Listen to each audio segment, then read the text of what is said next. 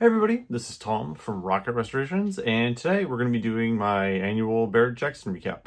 So last week we did a recap of the Mecum Auctions, and this week we're going to do Barrett Jackson and kind of give you kind of where I think the state of the market is right now.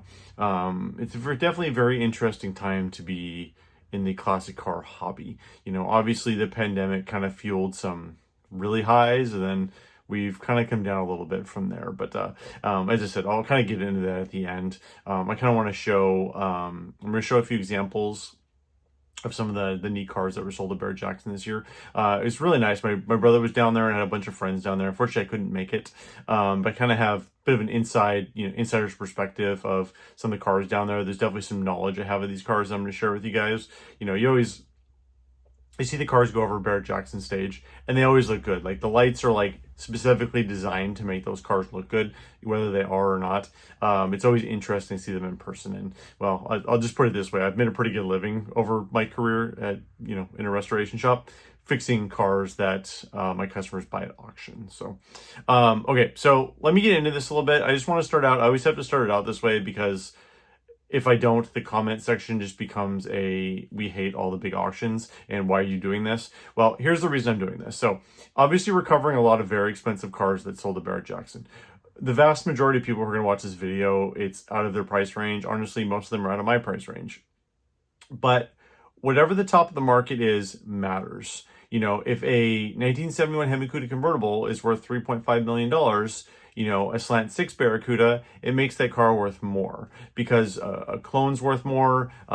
It's a trickle down effect what the halo cars are. When wing cars are hot, Daytonas, it helps with Chargers. Superbirds are high, that makes a satellite parts car worth more money for it. So that's why I'm doing this video, because it does matter what the prices are and where the market is right now. And a lot of people like to know that, it's like, I know a lot of you out there have a car you've had since high school and you're going to keep it forever. And that's fantastic. I really like that. But the point of this video is just to kind of walk you through some of the numbers and kind of tell you what happened down there. I just want to kind of do, so a little compare and contrast. Barrett Jackson was the king for a very, very long time. They basically dominated the market. Everybody took all their good cars there. You got the best money at Barrett. Well, they went no reserve, I think it was about 15 years ago now. I probably have that number off a little bit. Don't quote me on that. But that's one nice part about Barrett is if you go there and you bid on a car, you're going to buy it. Whereas Mecum has reserves. And when the market's going up, that really benefits Barrett Jackson because, people bring stuff there. People know they bring good money. But when the market's a little soft like it is right now, people are going to choose to go to a place where they can get a reserve. And honestly, in this channel, obviously I do mostly stock Mopar restoration. So that's kind of what we concentrate on this channel. We do a little bit of resto-mod stuff, but it's not what we're concentrating on. So just looking at it through a lens of stock restorations, Mecum had way better cars this year. The Mopars that were at Barrett this year were just not that nice. A lot of them had a lot of issues. I said, we'll go over a few of those when we go over the individual cars, but Mecum's gone to the point where they had 4,400 cars this year, and Barrett Jackson, and as a smart business, does is they pivoted a little bit and they're going kind of all in on resto-mods now, which I love a good resto mod. I think some of them look cool, the modern drivetrain, steering, but it's no secret that I'm not a huge fan of that stuff. Just remember, go back to the 80s, the Pro Street movement, big tires, big scoops, superchargers, like those cars aren't worth anything now. And I really feel that resto mods is a bit of a fad. People do want modern amenities with these cars, but the problem I have with them is, and it's a similar thing with EVs. I'm not necessarily anti-EV, and I don't want that to be, in the comments, everybody's bashing on EVs. My biggest problem with these is what happens in 10, 20 years. If you buy a new EV under warranty, great. You're covered. If anything goes wrong, you're fine. But what if your screen crashes and all your climate controls through the screen? Same thing with the resto mod. You put a Holley Sniper kit on your 1969 Dodge Charger. Yeah, they start up great. They get better fuel mileage. You get more power out of them. But what happens in 10 years when the Holley Sniper's gone to the Holley Sniper 4 or 5 or whatever it is, and they've updated the system, updated their computers, and it no longer works anymore? Then what do you do? Or what if you're on a road trip You know, you're 500 miles from home on a road trip. You know, you're going to August Nights or something in Reno. That's like 800 miles from me, and your car breaks down the side of the road on I-5. Then what do? You know, if you have a carburetor, you can fix it with a screwdriver or whatever. You can dump gas down there and get it to run. If it's electronics, you're in trouble. So sorry, just my little resto-mod rant. Some of the numbers down there. So over, the auction month of January, there was $446.4 million sold. The average sale price of the cars was down 10%, down to $83,304. Obviously, that's skewed by I call them the highfalutin auctions, you know, RM auction, Bonhams, all that. Like, they just sell really high-end cars. I mean, it was crazy. It's Saturday at Barrett, I mean, the cheapest car was $100,000. You know, resto-mods are still hot. There was 4% more cars last year than last year. The sell-through rate actually went up this year, which kind of surprised me. So, you know, a lot of times, you know, especially only Mecum, because Barrett doesn't have reserves, but, you know, Mecum would, you know, they're a little more realistic on reserves. You know, if you bring a four-door Dart and say I want $50,000 for it, they won't take that. So the fact that the sell-through rate went up a little bit is a good sign for the market right now. And obviously Barrett skews those numbers a little bit. I mean, they all sold, obviously, so that brings that number up. Mecum's was a bit less than that, obviously. One thing I thought was really interesting at Barrett this year is, so 7 of the top 10 cars that were sold at Barrett Jackson this year were all newer than 1987. I just find that really interesting. So the classic cars really aren't bringing that much money. And the 8th car in that bunch was a Corvette resto-mod. So there was basically 2 cars at Barrett Jackson in the top 10 that were pre-1987 that were considered classics or muscle cars. Actually, I don't think it was even a muscle car. It might have been a Gullwing, but yeah, I mean, I just think that's interesting that the numbers are skewing that way. So I just wanted to thank Haggerty. They have I have my insurance through them, and they had some great numbers when they add up all the numbers from the week. That's where I got all those numbers from. So, all right, well, let's go through some of the cars, and then we will get back. We'll circle back at the end, and we will go to kind of where I think the market is right now and kind of what I thought would happen in Barrett Jackson. Okay, so first car we're going to go over here, and I have a lot to say on this car. A lot. So this is the cover car, so I don't really know what else to say about this one. It's insane price. So this car is a 1972 Dodge Demon. And, okay, where do I even start? So let me just give you a little primer on Demon prices. So the Dodge Demon was made in 1971 and 1972 only. In 1973, they came out with what was called the Dart Sport and basically got rid of the Demon name. There's a lot of reasons for that. The rumor is some, you know, religious groups weren't too happy with that Demon name, so they got rid of it. You know, Plymouth got the Duster in 1970, and it was a huge hit. I mean, it was basically a Valiant with a fastback. And Dodge decided they wanted one too. So Dodge got one in 71.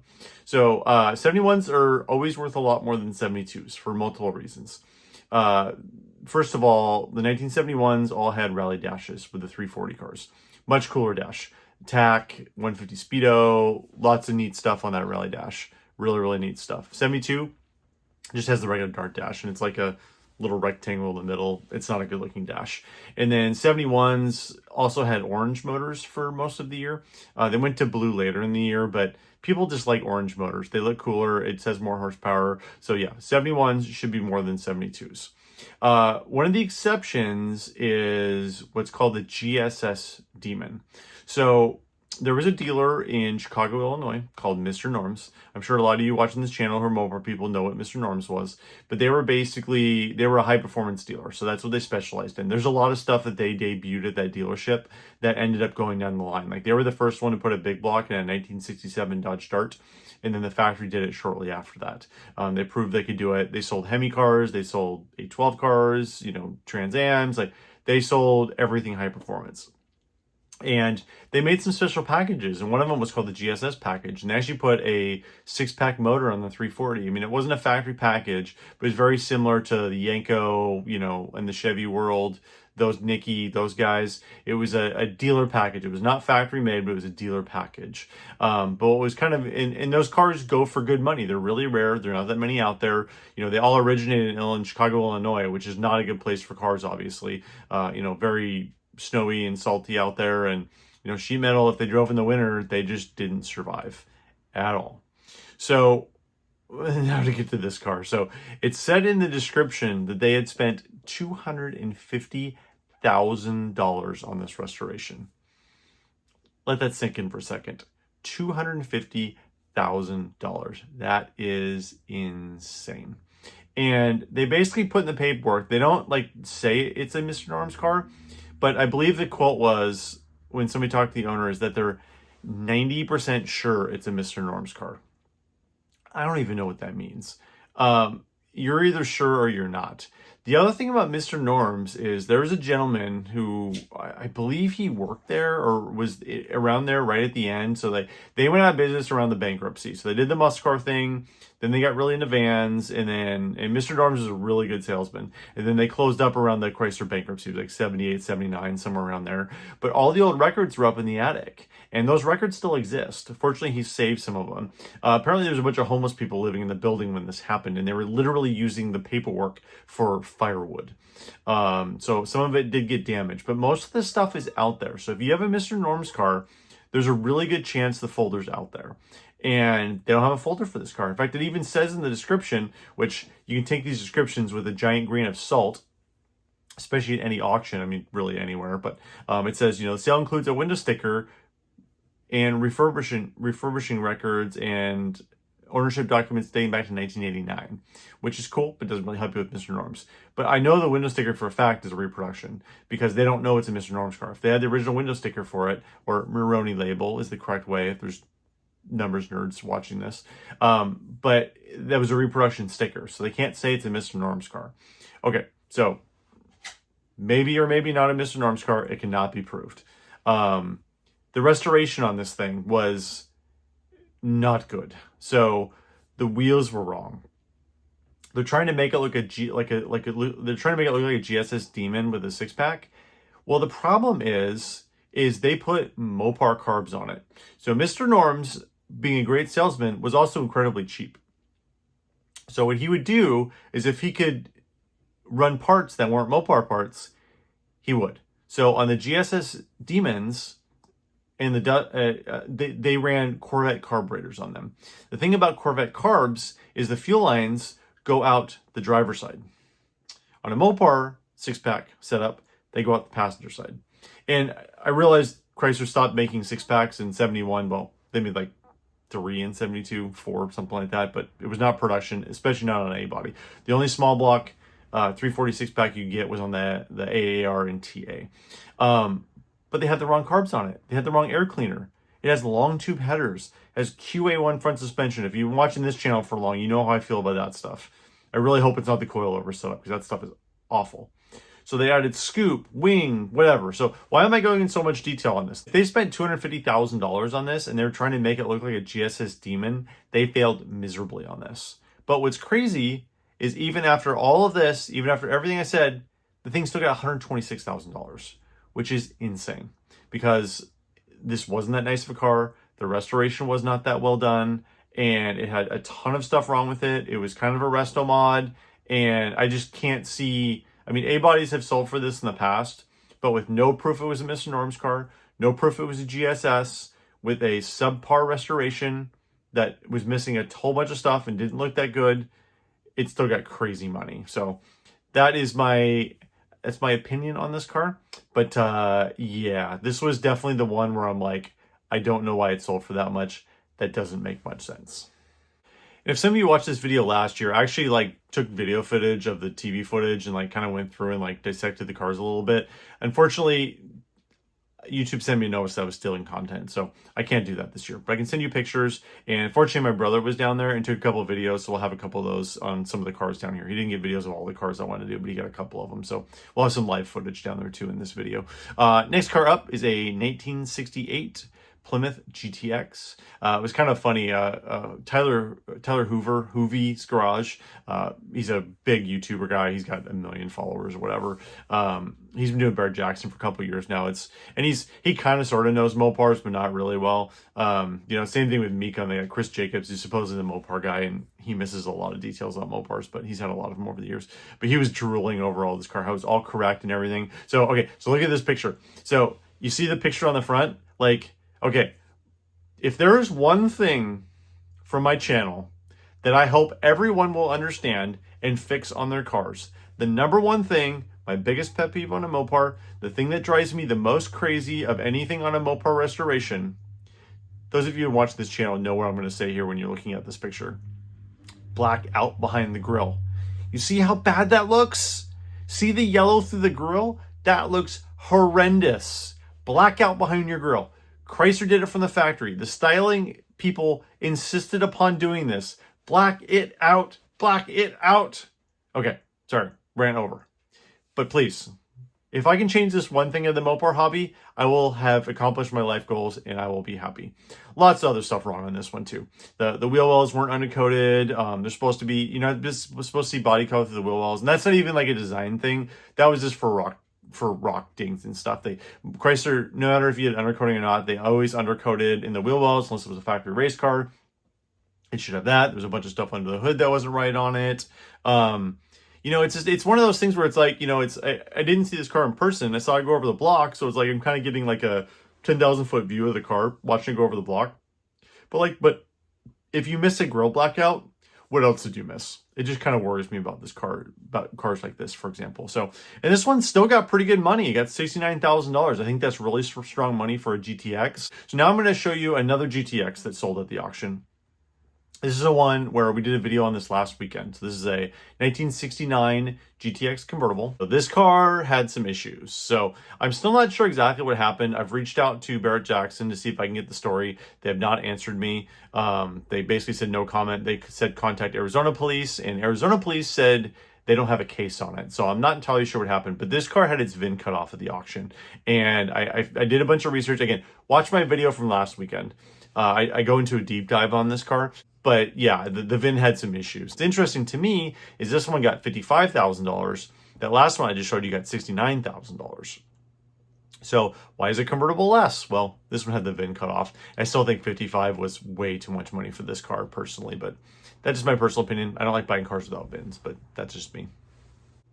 And I record all the auctions. So basically I'm kind of just going through and like finding cars that are interesting to me and, you know, with prices, condition, whatever, and go over them. But it's interesting. The first couple of days, there weren't very many Mopars. And again, as I said at the start, like good Mopars aren't really going to Barrett anymore. But yeah, but I really didn't see that many on TV when I was going through. And the resto-mods is like resto-mod after resto-mod after resto-mod after resto-mod after resto-mod. So it's just interesting. A lot of shops are building these now, probably to flip at Barrett Jackson, and they're getting huge money right now. I mean, everybody says the sky's falling and the market's bad, but like, when Barrett runs 300-400 cars on a Saturday and the minimum price is $100,000, there's still some money out there. All right, let's go over a couple wing cars here. The first one here is a Superbird. It was a Hemi 4-speed car. It seemed like it was decently restored. I didn't see anything like super wrong with it. You know, a little background on the Superbird. If you guys want a little history here, I just always think that it's interesting how this car was made. So, you know, Richard Petty was with Plymouth in 1968, ran the Roadrunner, and it was not very successful. The Charger wasn't either. You know, everybody loves the Charger design, the flying buttresses, rear window, the inset grille. Problem is it didn't work on the track. So then, you know, Dodge came with the Charger 500, which filled in the back window and flushed the grille, and they did better with that. And then they came out with the Daytona. You know, pointy nose, big wing, you know, blah, blah, blah. Did really well in the super speedways. Well, in 69, Petty's like, well, I want a Daytona. I want a Dodge. Because the Plymouth just wasn't cutting it. That 68, 69 Roadrunner, that body was not very good on the track. And they basically told him, nope, you're a Plymouth guy. We're not going to give you up. So what they did was, so Petty basically said, you know, I'm going to take my things and I'm going home. So he joined Ford for 1969. And then in 70, you know, everybody thinks that the only reason Petty went back to Plymouth is a Superbird.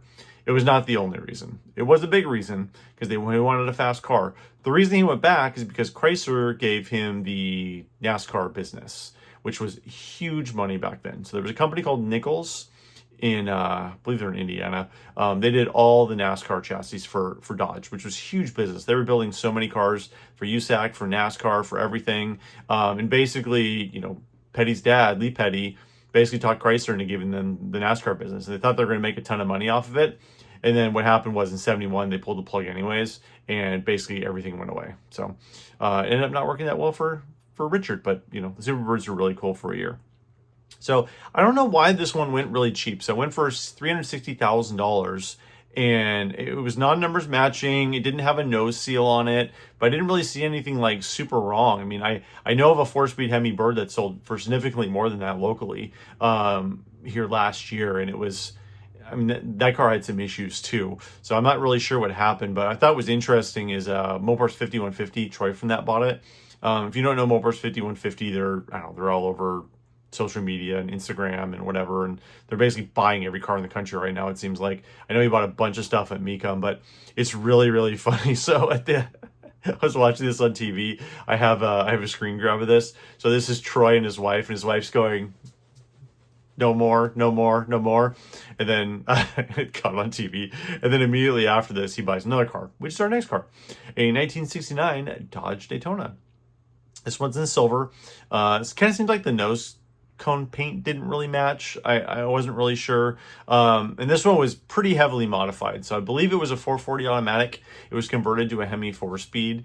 And people don't like modified high-end Mopars. Like, people like their stuff stock. People don't like modified ones. Normally on a CUDA, if you go from 440 to a Hemi, it adds value. But on Daytona, I don't really think it does. The price on this was $220,000, and I think that's a pretty good deal. I mean, I've been seeing, decent stock Daytonas have been getting 250 to 300 lately. This one seemed like it was really cheap, and that's probably why Troy bought it. So, but yeah, Mopars 5150. Leave some Mopars for us. Some of us else want to buy Mopars too. The other thing I kind of noticed too, which I thought was interesting, especially in contrast to Mecum, is there wasn't that many new Mopars there. I'm talking like the Scat Packs, the Hellcats, the Demons, the Last Calls. I mean, they made so many of those last edition cars, and Mecum was full of them. I mean, again, I'm only seeing what's on TV at Barrett. I couldn't walk around and see how many were there, but I definitely noticed that there was less of those at Barrett than Mecum, which I think is kind of interesting. Next one is a 1970 Plymouth Superbird recreation, and my brother took a video on this one. I'm going to let him take over. I'm going to take a little break. Time for a coffee or something. There are 3 Superbird clones here at Barrett Jackson in varying quality. This one's got a fiberglass nose on it. Fiberglass, at least the front of the hood's fiberglass. It's a real Roadrunner that they converted over. Scoops don't line up too well. Probably got the Janik A-pillar moldings on it because it's not smooth it's not straight on the bottom. It's got yellow upper door panels, which honestly isn't a great look on these. They did put a 6-pack in it. The wings fiberglass. They didn't put the diamond corners on the back window. See, a Superbird should have the diamond corners in the back.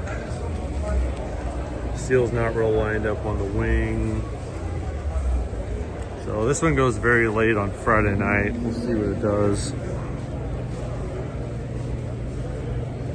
That one got $66,000, which actually seems a little cheap for one of those clones, but honestly it wasn't that well done, as you can kind of see it.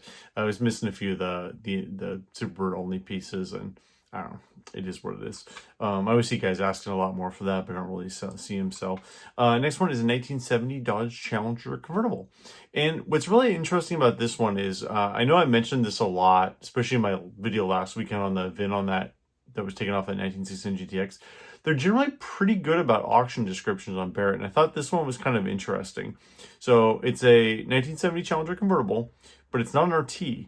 It's a L code 323 2-barrel car, and they actually list it as a Dodge Challenger RT, which is interesting. They're not supposed to do that. And I think this one said like frame off resto, which is one of those annoying Mopar things that, they're unibody. You can't do a frame off resto on them. And it was modified and all this and whatever, but I'm not sure why they let the description fly like that, because it's not an RT. It was JH, and it would be JS if it was an RT. 27, which is, well, J is Challenger, H is base Challenger, S, if the second letter is S, it's RT.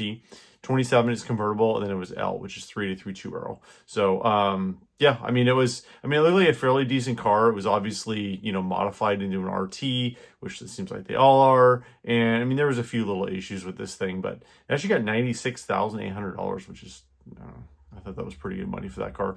It seemed a little bit high, but Had a couple people in my last video mention that I didn't do any Chargers, so I'm gonna do one this time. We did Daytona, but that's not really a Charger. So this one is a 1969 Dodge Charger RT, and this is the classic example of, you can just tell that whoever was restoring this was just a throw money at a guy, which I don't like these restorations, because they just seem like, oh, this is what's cool, this is what works, this is what resto-mod, and they just throw it at it. So I had a modern Hemi swap. I have no problem with sorry, not a modern Hemi swap, a 426 Hemi swap in it.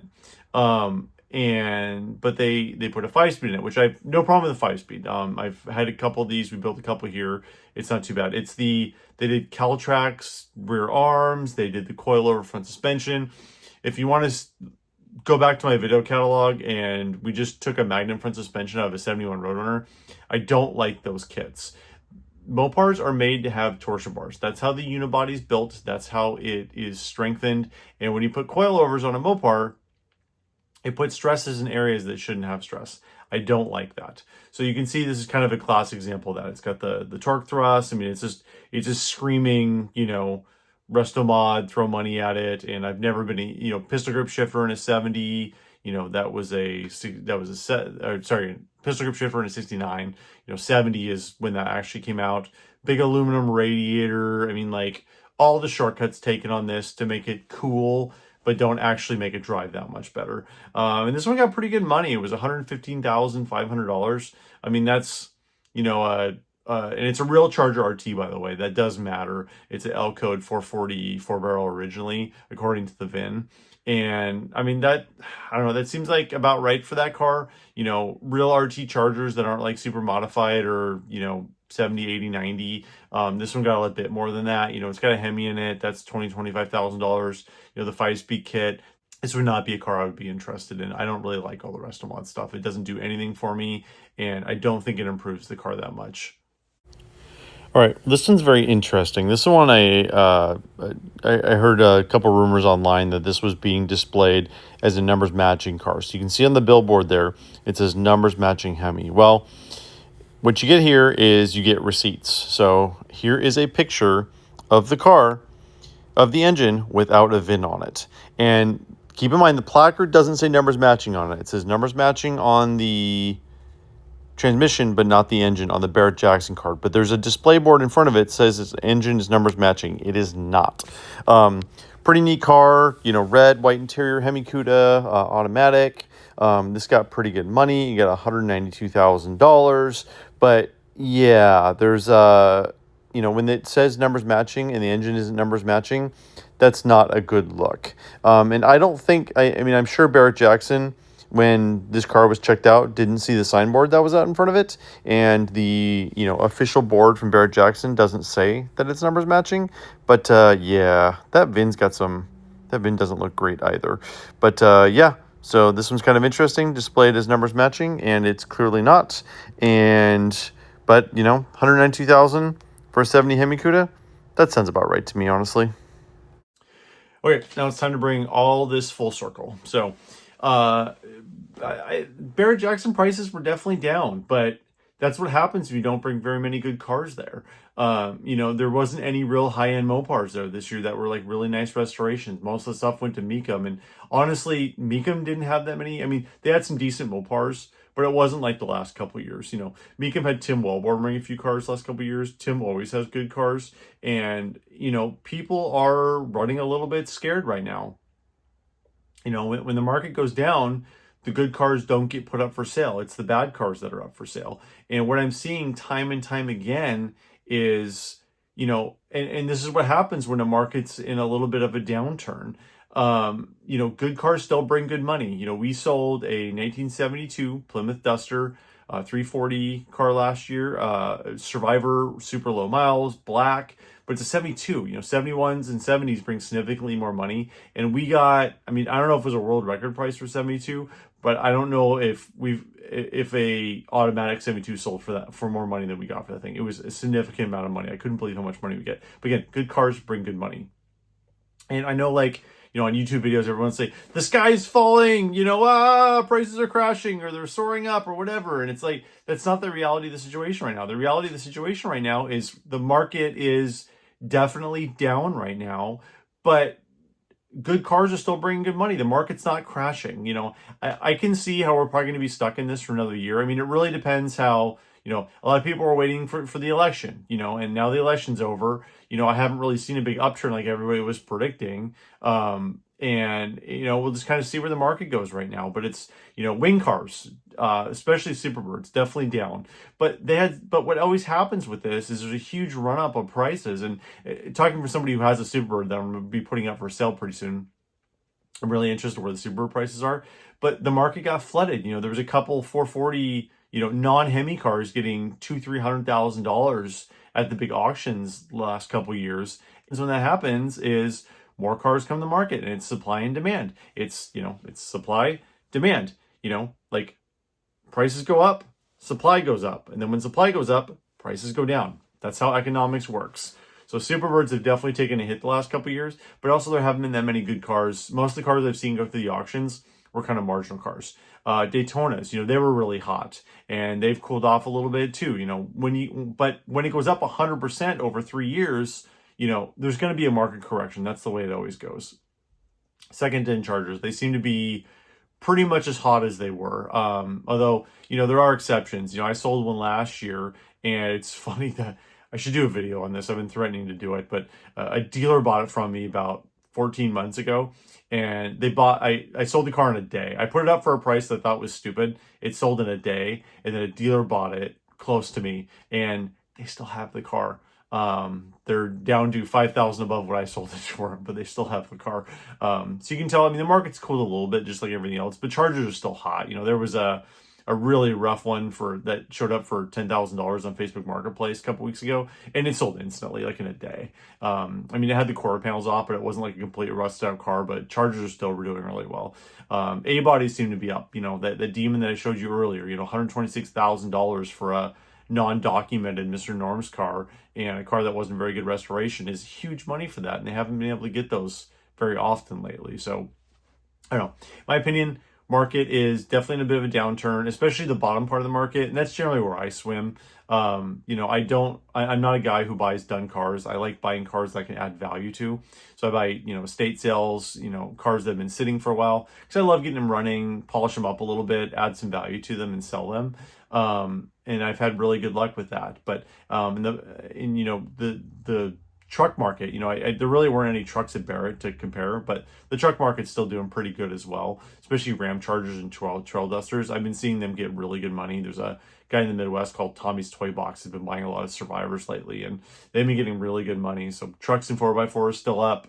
Chargers are down a little bit. Wing cars down a little bit. The overall Mopar market, we're just kind of treading water right now. You know, we're out in the middle of the pool treading water. I don't really see it going really up right now. I don't really see it going down right now. We'll kind of see what happens in the market. One thing I've definitely seen that's hurt the market a little bit is a lot of people were buying cars. They were using their home equity to do that. And with interest rates up so high right now, a lot of that's went away too. So that's taken away a little bit of the middle of the market. But, you know, top end cars, you know, guys with money still have money. Top end cars, they're willing to pay for good cars. You know, I sell parts, you know, on eBay at swap meets and stuff. The parts market I see really hasn't slowed down at all. You know, I was just at McCacken in November. The crowds were there as big as ever. People were having a lot of fun there. Talking to a lot of higher-end collectors there. Everybody always says that, oh, you know, the sky's falling, the market's going down, but I'm just not seeing that right now. I think everything's still going pretty good. You know, we're not chicken little here. The sky's not falling. I think the market's about where it was. So, you know, Barrett didn't have a very good year. At least it seems Mopar-wise. Mecum seemed like they did okay this year. We'll kind of see what happens in the next year coming up here. So hopefully I didn't ramble on too long here. I really appreciate everybody watching. My name is Tom from Rocket Restorations, and we'll talk to you soon.